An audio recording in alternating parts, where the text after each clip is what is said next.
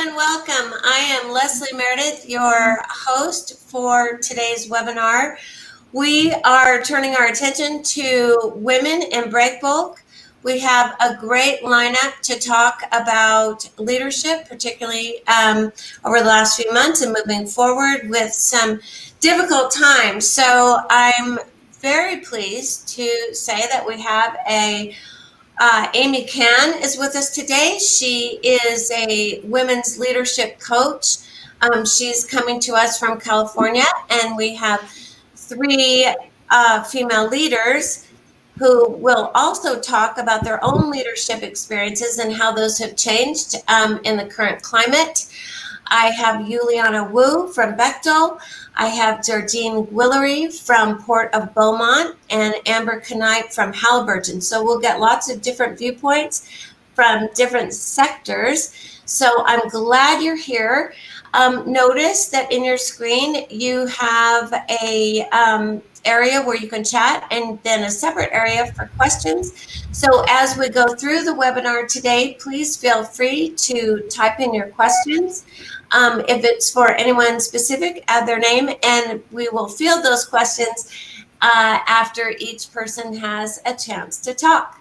So without further ado, I'd like to bring Amy Can, our coach, up on the stage. Welcome, Amy.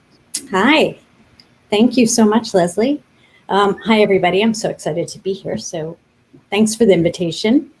I'm going to start with just a brief introduction of me and a little bit about my background. So as Leslie said, I'm a leadership coach for women. I work primarily with women in the middle of their career.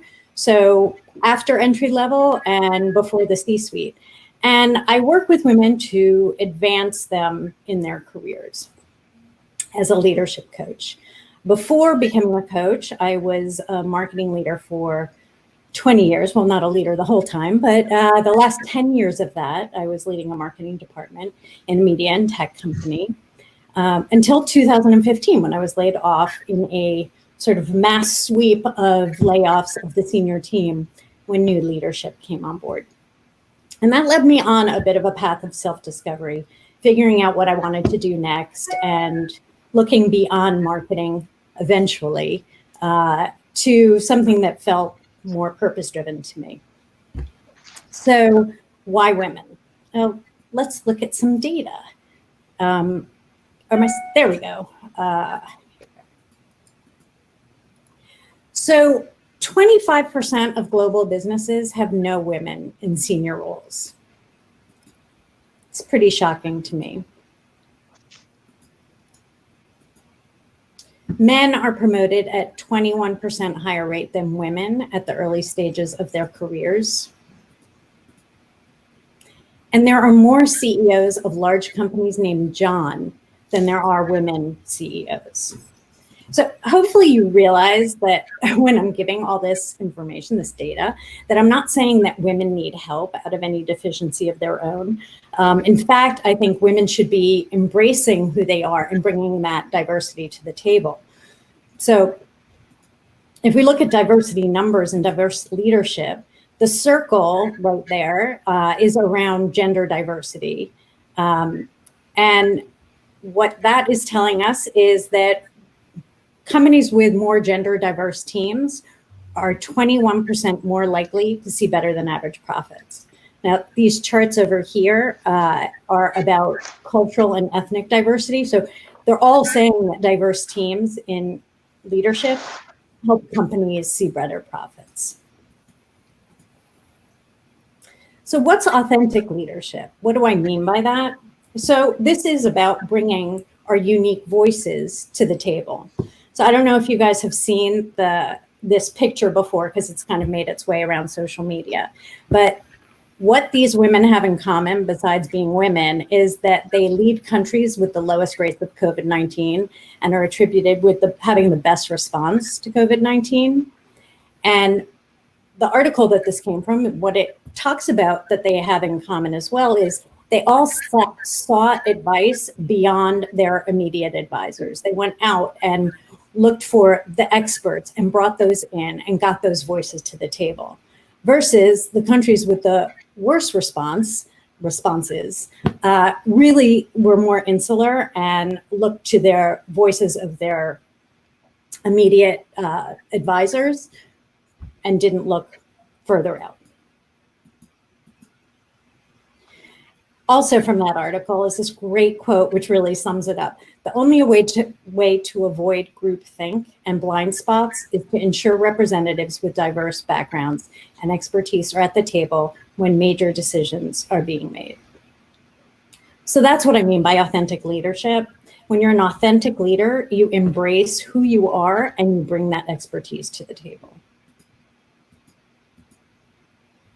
So we're in a very stressful time. This is obviously about crisis leadership, this webinar. And what's important to remember is like decision-making is pretty hard anyway for a lot of us. The hard decisions are hard, but under stress, under acute stress, our ability to make decisions changes. So this is all coming from various research studies that show the changes on, how we make decisions under acute stress.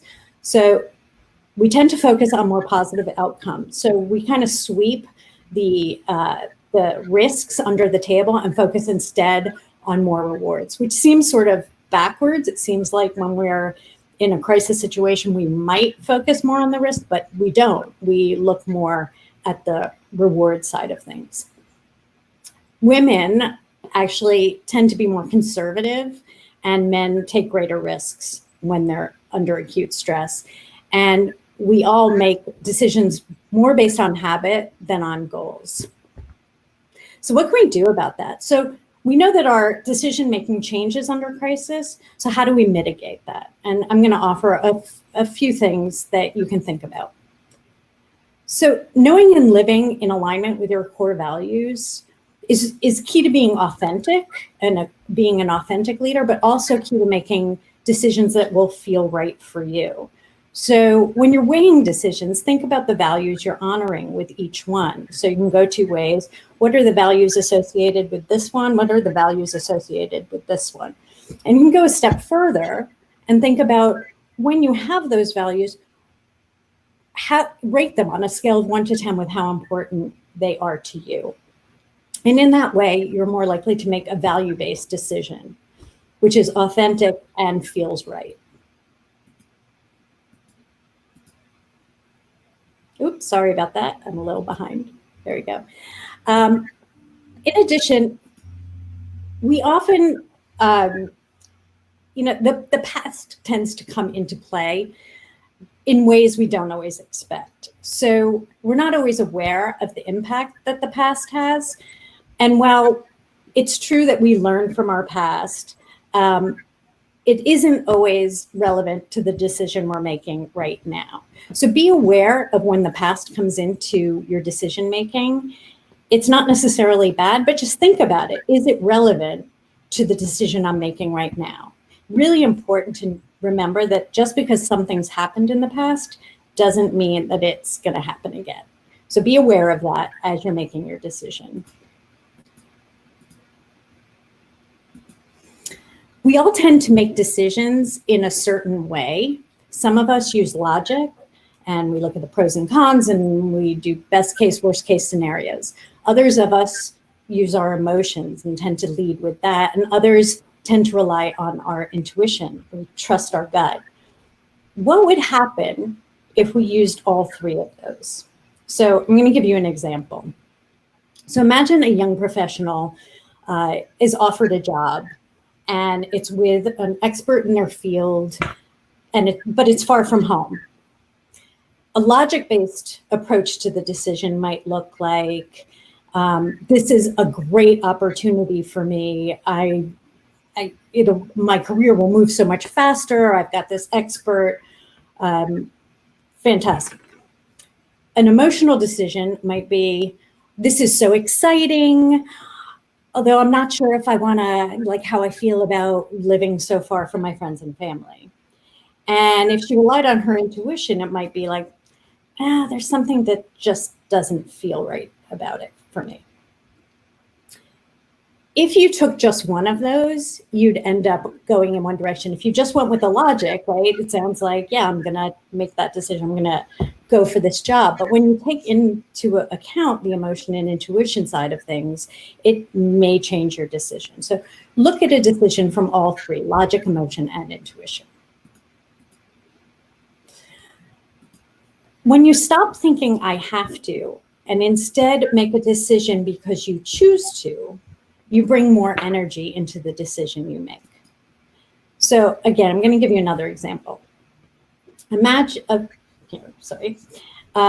so you're working on a big project for your company, and it's going to probably change the trajectory of your career if you get it right. But then the weekend before it's due, you're invited to a family gathering. So your choices really are to go or not go. But how you approach that choice can make all the difference in how you feel about it. So a fear-based decision, I have to decision, sounds something like, I'm going to go to the gathering because if I don't go, my family will never let me hear the end of it, and I just don't want to get into it with them. Or I'm not going to go to the gathering because I'm afraid if I go, my boss and my colleagues are going to think badly of me. Those are fear-based choices. If you go with purpose-based choices, it sounds like, I'm going to go to the gathering because I love seeing my family, and I think it'll give me a lot of energy, and it'll be some renewal for me. Or I'm not going to go because I am going to kick ass with this presentation and I want it to be perfect. And hopefully you can see the difference in those choices. There's so much energy behind the latter two, the purpose-based choices, and you just go into it and you're more likely to give something more to it. So think of reframing how you think of some of these choices. And finally, sleep on it. So when we have big decisions to make, the best thing you can do, if you have the time, is to get a good night's sleep and make your decision in the morning, because your brain actually is able to take in more information, it renews, and you'll make a more informed decision the next day. So in summary, align your decisions with your values. Be clear as to what your values are and make something that feels right for you, an authentic decision. Try to be cognizant of how much the past information is being used in your decision and how relevant that actually is to the decision you're making. Use logic, emotion, and your gut when you're making a decision. Change your thinking from I have to I choose to. And if you can, sleep on it. All right, and that is it. Here's my contact information if anybody wants to connect after, have further questions that don't get answered. Okay, great, Amy. Thank you so much. That is, I think, helpful and gives us a framework that we can think about the next big decision or small decision that we need to make. So next up, as I said, we'll have our 3 female leaders that work in different parts of the Breakbulk and Project Cargo business. First up is Yuliana Wu from Bechtel. Welcome, Yuliana. How are you? Thanks so much, Leslie. You bet. Yes, I'm good. Yes. All right. So tell us how you have developed as a leader and what you've been seeing over the last few months, and what is your perspective as you look forward. What do you think the demands are going to look like?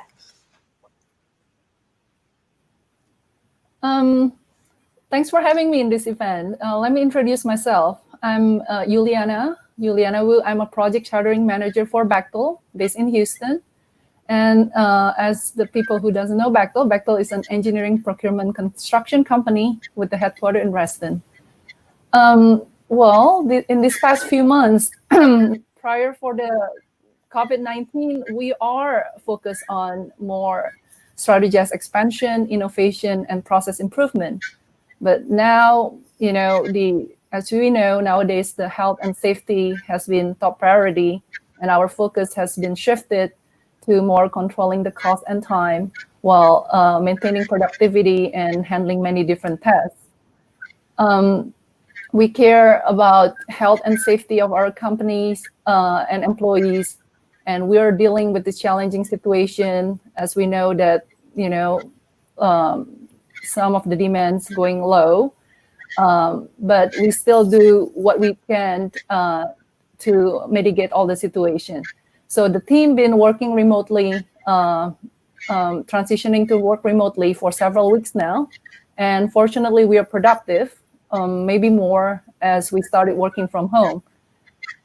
We start with the team with the priority of the day call for the team updates and alignment.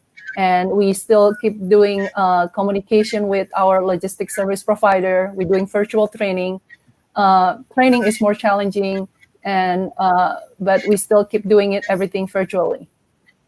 So as we quickly shift some of the priority, and we do multitask, and we also promote our potential across other business units. So we try to do what we can. So the good thing is about our company, Bechtel, we are naturally diverse. So this is actually the opportunity to put more focus to the other business unit that have more demand, like mining and metal, or infrastructure, or government business unit. So we continue focus on the value that our organization, which is Bechtel Global Logistics, provide to the internal and external client. Okay, Leslie, back to you. All right. Well, thank you. What do you think, as you look at yourself and your team, what has been the biggest challenge in moving from the office where everyone's together to these remote, to working from home? What's the biggest challenge? I would say communication and training. So training is more challenging, and also it's harder to delegate when you are not face-to-face. But we're doing very good so far. Like I said, we have the call for team alignment every morning. And when the people worry about their health, their family, their friend, so we're sure that we're there for them. So we're giving them opportunity to improve themselves. So we do everything via Skype, via Teams, call every day, and so far we're still productive. That is fantastic. I think that's something that we heard previously in our Women in Europe session that we had last month, that empathy. And I think that's often a strength of women, frankly. Empathy has moved to the fore during these times, and it's really important to convey team members, colleagues, clients, etc., that their safety and well-being comes first. So it's great to hear you say that. Do you have do you yet know when you might be returning to the office? The office.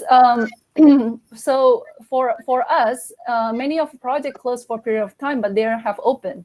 And our office in Houston has been open for several weeks. So we just our team, we still working from home, but we're going to go back to the office pretty soon. Oh, excellent. Well, that's good news. All right. Thank you for sharing with us, Yuliana. Next, we'll invite Georgine, Commissioner Guillory, up with us from the Port of Beaumont.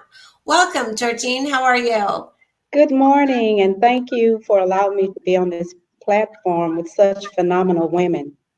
Well, it's wonderful to have you. And I want to tell our viewers that we launched the Breakbulk, Women in Breakbulk program in Houston last fall. And that is when I met Georgine, who has so many great leadership stories. And I knew when we started to put these sessions together while we're all working from home and have had to delay events to the fall.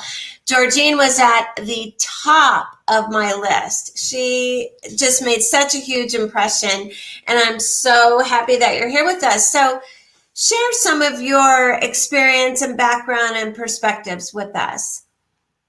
Okay. My career path started in small business, and then I started working for Catholic Charities of Southeast Texas.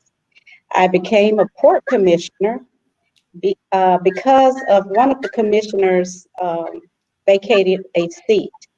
So I thought it would be interesting and applied for it. Of course, it's an elected position, so I fulfilled that term. And that was in 2003, and I'm still here. I'm the only woman here, and it's been very good. It's been great working with these guys, and of course, our workforce, I started in 2003, 30% with women working here, and it's now up 80%. Wow. And yes, in management, so I have to give my port director, Chris Fisher, a lot of credit for that. Since I became commissioner, I felt I had a platform and acquired a 501c3 nonprofit called Pioneering Women, which honors extraordinary women in the community. And we celebrate the 19th Amendment at our annual luncheon.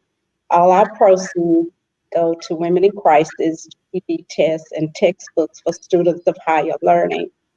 So I'm very successful in that. It's been going on since 2003 also, and that's where I am now.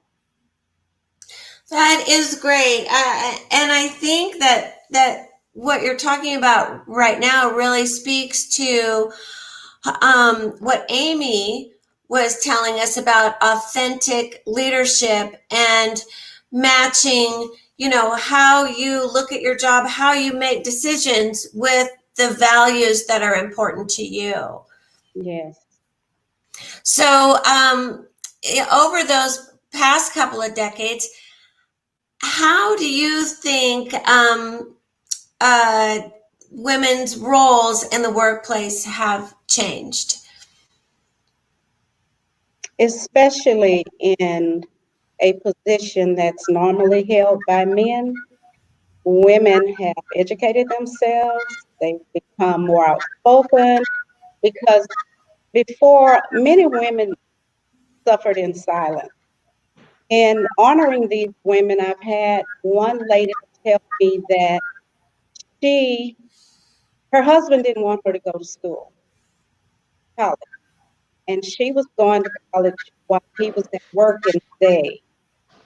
So she educated herself and did everything, took care of her kids, cooked food, and that really stuck with me because she ended up graduating, got a college degree, and of course she left her husband and is teaching school. So that's a form of taking authority, being of worth, and knowing that you're no different from anyone else. You can do it all. And when I became a commissioner, I had several women tell me, "Why do you want to do that? That's a man's job."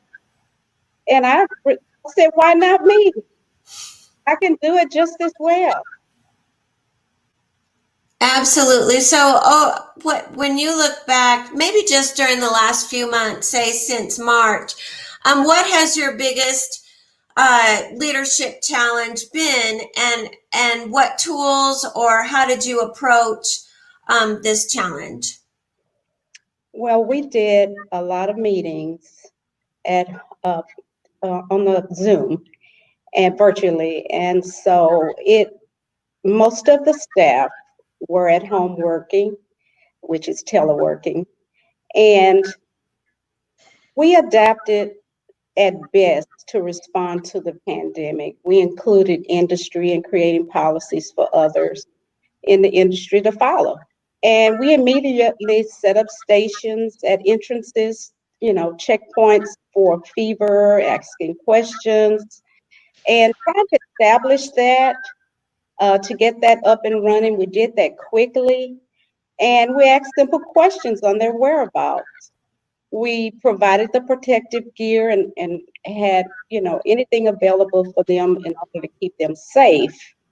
So moving forward, we have a pandemic plan now that we can adopt. And of course, health and safety is of the utmost. And what's best for our team to adjust to the current situations. We have our staff back to work. Of course, they have individual offices, and we make sure they practice social distancing. So it's a new way of life, and we have the procedures and the blueprint. That is excellent. One last question for you during this period.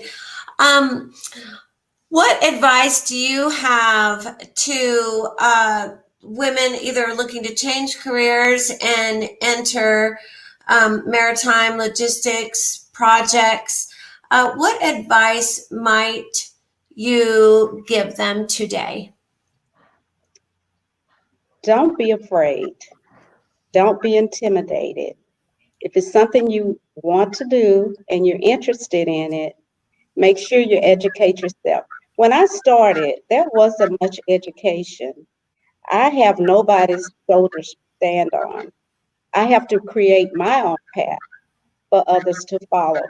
But I took a chance, and it happened to be a wonderful chance. So it's just like he said earlier, sleep on it and make your decision the next day. But it's good to, I did research before I became a commissioner, and the person that left, I had a conversation with him in trying to catch up on situations that were occurring at the port.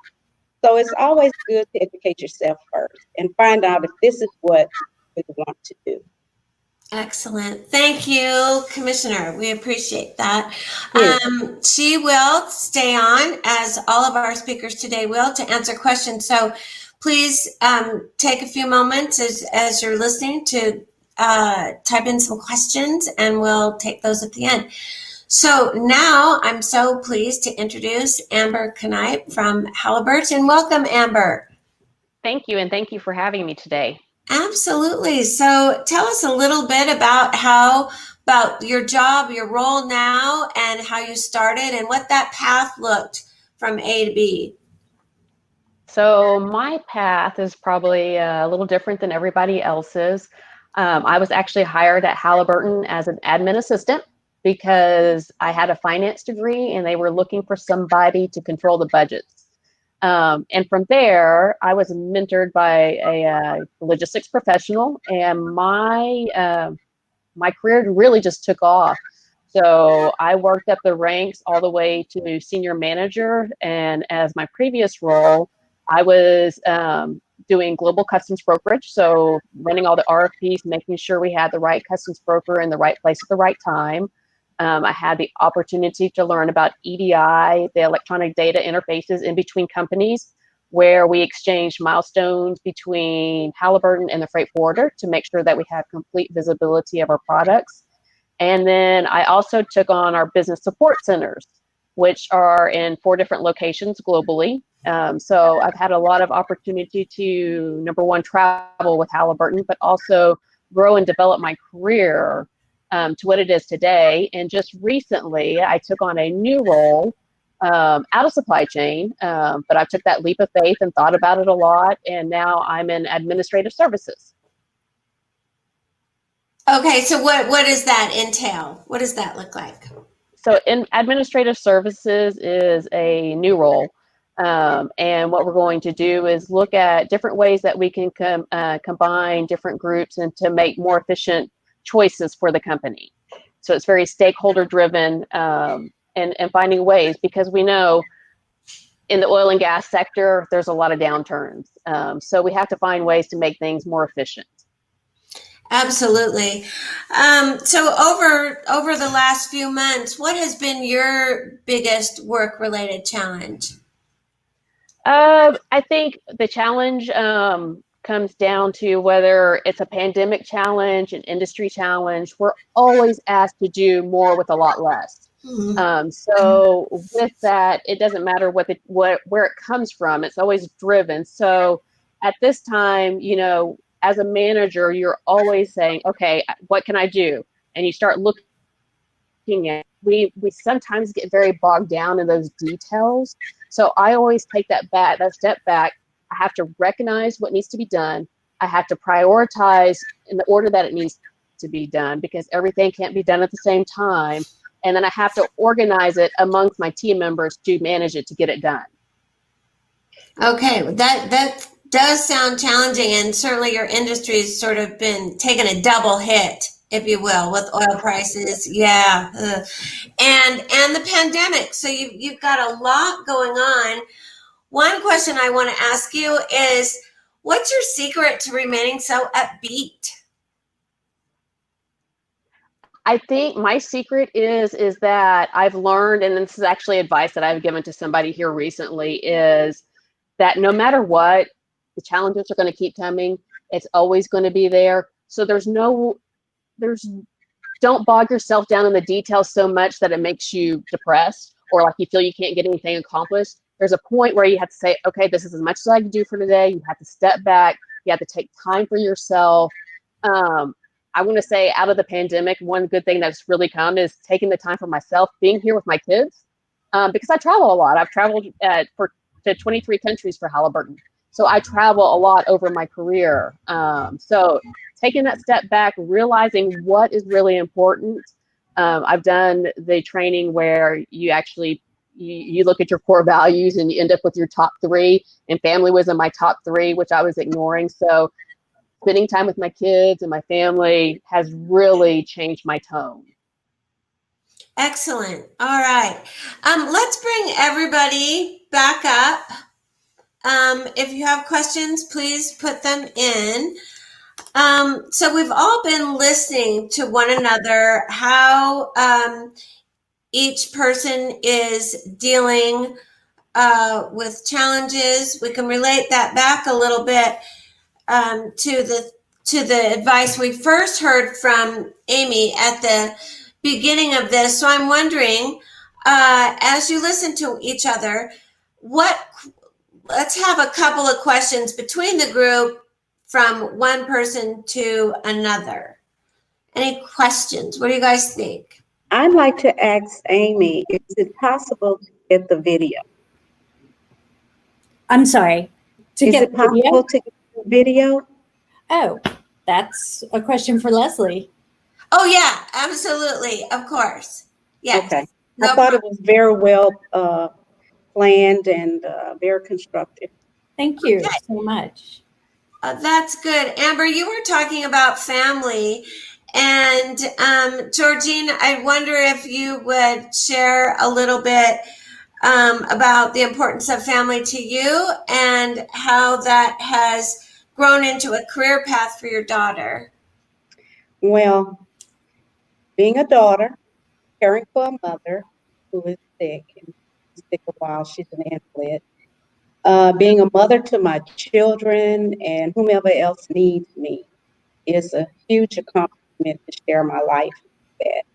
However, the problem that I have all the time is sharing my life and losing that time with family, sharing my life with business and losing that time with family. So I have tried to balance that as much as I can. It's hard, but I'm getting it done. Well, that's good. Yuliana, how about you? Do you have any, perhaps over this time being at home more, do you have some insight on work-life balance? Yeah, for me, it's it's at the beginning it's more challenging because you're working like the workload, especially during this time, it's much more, but with the family at home, we can spend the time, in between. But it's getting hard. It's getting hard because we have to focus on the work. We're on the call all the time, and then the good thing, it's summer, so it's they can spend the time outside, or they spend the time with their sibling. But when it's get back to the when we get back to the office, I guess they have to I have to get the kids to maybe more chem, because apparently the chem is still open. Oh, okay. All right. Yeah, I think we're all experiencing a lot of change, a lot of sort of going back and forth. We kind of get used to one thing, and then we have to go back to the office. Kids have to, be constantly adjusting. So I'm wondering, Amy, what advice do you have for female managers on how to have that work-life balance? Maybe it's not just work-life. We want to even break it down further to family, ourselves, perhaps things we individually want to pursue. How do we manage all of that without feeling like we're just sort of fragmented into 1,000 pieces? Yeah, I think it's really challenging, and I was definitely there in my corporate life. And what I realized when I got out of it was that it's a bit of a cliche, but I was on a hamster wheel, right? And I never really stopped to think about what I was doing, what I wanted to do. I also had that realization that family was so important to me, and yet I was go, go, go, and not really spending that much time with my kids. So I think there's some great lessons we can learn from this sort of pause or slowing down. So I guess if I were going to offer advice, it'd be listen to how you are feeling right now while things may be a little quieter, or you're working from home, and what do you take from that? And is there anything you grab from these moments that you can apply when life returns to, a normal pace? Things you want to remember about what you're the benefits of right now. Okay, that's great. We've got a question. Any book recommendations? Amber, I know, has a book recommendation, and then we'll go around the group. I do have a book recommendation. It's called Strength-Based Leadership, Great Leaders, Teams, and Why People Follow Them. It's by Tom Rath and Barry Conchie. It also has a Gallup survey. I actually read this one last year with our business leadership development and took the Gallup.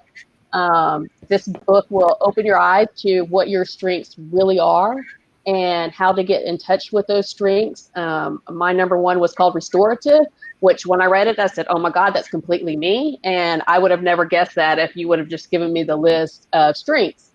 So it's a great book.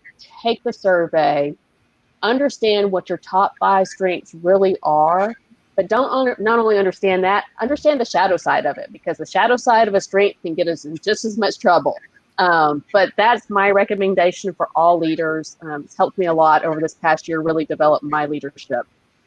Okay, that's great. We will, I know, Amber, you sent that to me. We'll put the link up on the replay page after this is over. So if you're interested in learning more about that resource, it will be there for you.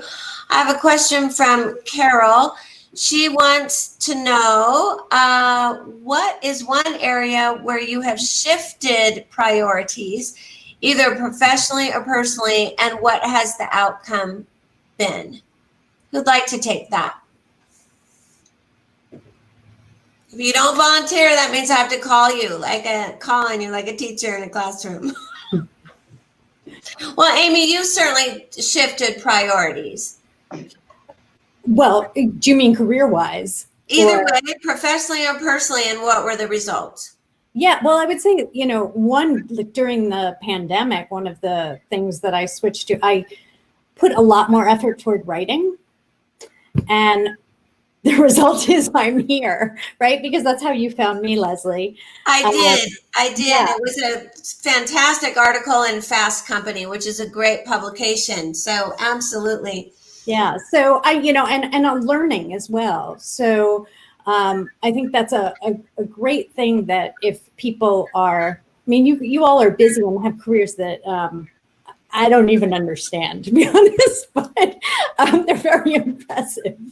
But I think, there are so many courses online that are free right now. I was taking a course on happiness offered by Yale.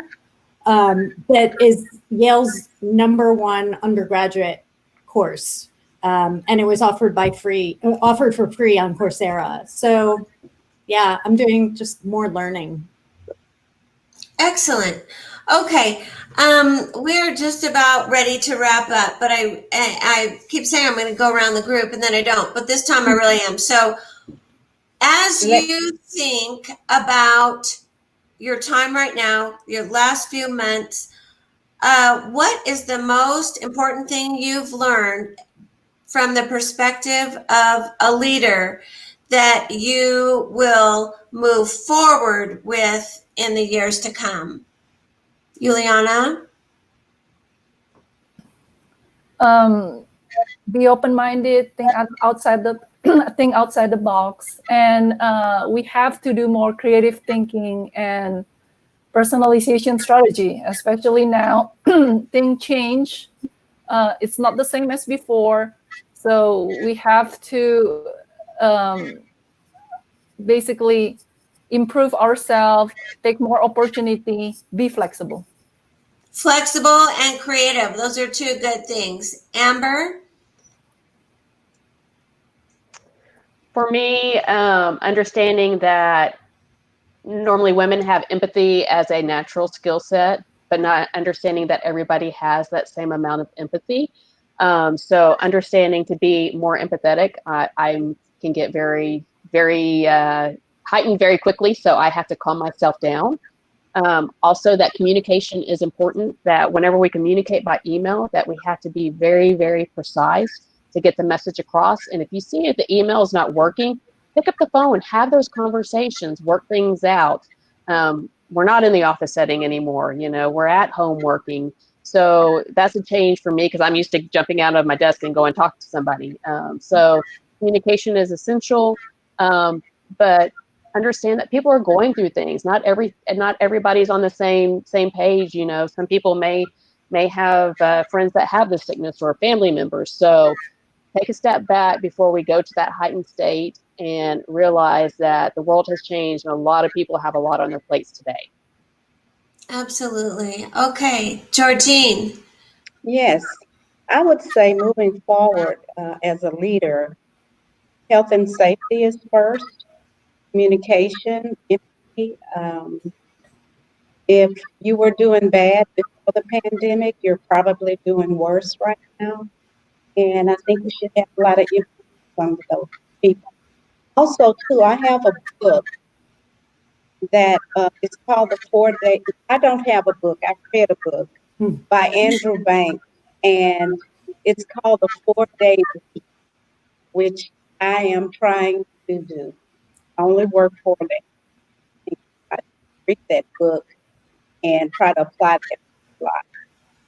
Okay, good. We'll get that link and put that up too on the page. Amy, some last advice for all of our viewers, male and female, as they look at being authentic leaders and moving forward.